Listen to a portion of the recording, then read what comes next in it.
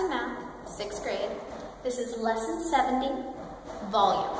If you remember, a few lessons ago, we learned about geometric solids. And we talked about the surface area of those geometric solids, which was the area of the shapes that go around the solid. And I said, don't think of it as a toy box. We're not filling it with things. We're just finding the area around. Today, you get to think of it as a toy box. The volume is the area inside. We're going to find out how much space would fill up this whole shape if we were to fill it. The shapes that we're going to use today are only going to be cubes and rectangular prisms.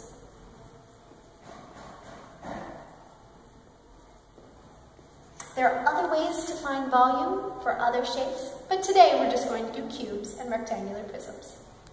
Here's my cube.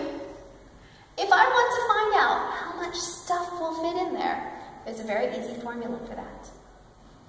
First, I find the area of the very bottom shape. How do I find that?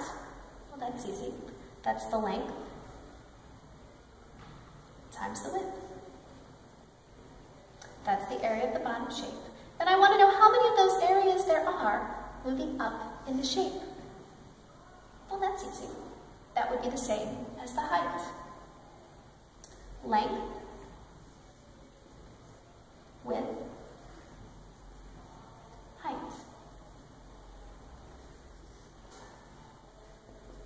To find volume, you multiply length times width times height. And that will give you the volume of the shape. Be careful with your units. If we were to measure in centimeters, say our length was 2 centimeters, and our width was 2 centimeters, and it's a cube, so you know our height's going to be the same also, 2 centimeters. When I multiply 2 centimeters times 2 centimeters times 2 centimeters, 2 times 2 is 4, times 2 is 8. Now I have my units problem. Centimeters times centimeters times centimeters. When I multiply something times itself 3 times, that is to the 3rd power. Interestingly enough, we call that cubed. The correct answer would be 8 centimeters cubed. That's the easy way to find the volume. It works for both cubes and rectangular prisms. With rectangular prisms, the numbers will be different because it won't be perfect squares on all sides. It will be some rectangles.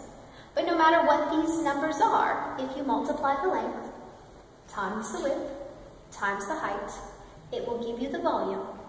And your units will always be the unit